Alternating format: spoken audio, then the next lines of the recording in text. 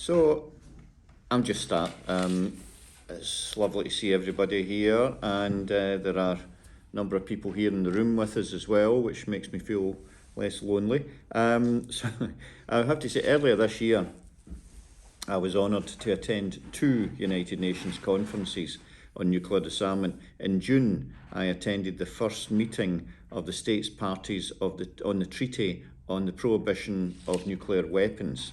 I'd been at the original UN conference in 2017 when this was adopted by 122 countries at the UN as an initial stage for moving this on to become, as it has been, a sort of a United Nations law now. It's legislation within the United Nations. So I attended this first meeting of the states parties to the Treaty on Prohibition of Nuclear Weapons in Vienna at the United Nations. And this was a highly successful conference where many states joined in opposition against nuclear weapons. They agreed an action plan covering topics such as victim assistance and environmental mediation. This is necessary, of course, because of the damage that's been done to so many people and environments around the world with nuclear testing, etc., that has gone on for such a long time. And then in August, I attended the 10th Review Conference of the Nuclear Non-Proliferation Treaty, and this is the treaty that recognises 5 countries as nuclear weapon states: Russia, China, the UK, the US and France. And they as well have all signed the treaty. However, recent review conferences in this 50-odd-year-old treaty, which has still not actually achieved the rationale for which it was set up, but they all signed the treaty. However, recent review conferences, which take place every 5 years, have become increasingly difficult to actually come up with something where everyone, or at least the vast majority, can stand together. Well, as co-president of PNND, I was honoured to deliver a statement at the UN in New York and urged delegates that aggression such as the Russian invasion of Ukraine should be addressed by legal and political actions and diplomacy, combined with self-defence rather than by increasing the nuclear ante. I also highlighted PNND, that's the Parliamentarians for Nuclear Non-Proliferation and Disarmament's calls on the NPT state parties to 1. Phase out nuclear weapons, starting with no first use policies. 2. Shift nuclear weapons spending onto public investments such as towards peace and climate stabilisation. And 3. Commit to the global elimination of nuclear weapons very much no later than 2045. That's a backstop. We're looking for much sooner than that, but we have to provide something that would actually get enough of the states parties at the UN to actually at least initially sign up. So that was the initial circumstance. Now, I was speaking just a few weeks ago on a hybrid call to the UN Under-Secretary for Defence and Disarmament, and that's Her Excellency Izuma from Japan. And something that I suggested at the time was that maybe if she could take it back to the UN as a suggestion that the UN could, because both Russia and Ukraine are obviously party to the United Nations, that there should be a Blue Helmets force should actually be set up to cover and defend the nuclear power stations within Ukraine. The reason I suggested this was because, of course, when there's a war situation going on and you have nuclear power stations, then you really do have potential for very, very serious incident should these be damaged or attacked and then damaged by either side. Now, the likelihood is, I would have thought it seems unlikely that these being on Ukraine territory that Ukraine's liable to attack them, even if they were in areas where the Russians were actually the dominant force. But whoever was up for this, it would have to be both of them. Both sides would have to agree to this, and that would actually ensure then that there wasn't a nuclear incident would take place during this conflict. Also, I wanted to emphasise that we're coming into winter. The winters in Ukraine are severe, and really the civilian populations are going to be in very difficult circumstances, no matter what. They already are, of course, if they're in one of the areas which has been fought over. But their need for electricity, for power, will grow over this period, and I wanted to make sure that the United Nations could defend these stations in order that there would be a continuation of electricity supply, etc., for people. Now, Her Excellency took this suggestion away. I haven't heard or seen any more about it since then, but these things don't happen overnight, obviously. So I'm still very hopeful that might be something that could come forward. And once you do have the Blue Helmets and the UN force established in a country, then that really will help a very great deal. As far as I could make out, that would help a very great deal in terms of moving things on towards more diplomacy being used, because you have to have diplomacy in order for that to happen in the first place. So that was something that I still am looking forward to. So other than the UN at the moment, I think it's important that we also consider that ahead of that NPT review conference in August, the UK government made a joint statement with France and America, and in that they called on Russia to stop the war of aggression against Ukraine and stop the use of escalatory nuclear rhetoric. They also emphasised the need for furthering international peace and security, and these are statements that most people would agree with, including the Scottish Government. However, there were notable omissions in the statement from these three nuclear-armed NATO states. They do not articulate disarmament as a means of advancing international peace and security. Rather, they repeated deterrence rhetoric, i.e. that because more multiple countries have nuclear weapons, no one would dare use them out of fear of a retaliatory strike. In the statement, France, the UK and the US said that whilst nuclear weapons exist, they continue to perform the role of deterrence. Well, it doesn't look much like deterrence when you see what's taking place in Ukraine. But if we accepted the premise of deterrence, it inevitably undermines any motivation for nuclear disarmament. So although these three countries have signed treaties committing them to nuclear disarmament, including the Non-Proliferation Treaty, they are perpetrating ideas which undermine their nuclear disarmament commitments.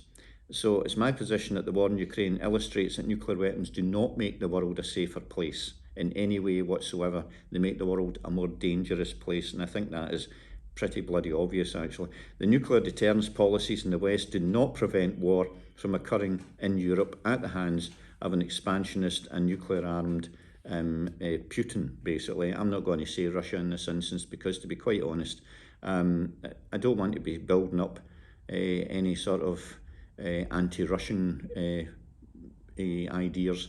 Anti-Putin is my stance, actually, and I think that's something we should always remember when we're talking about these things.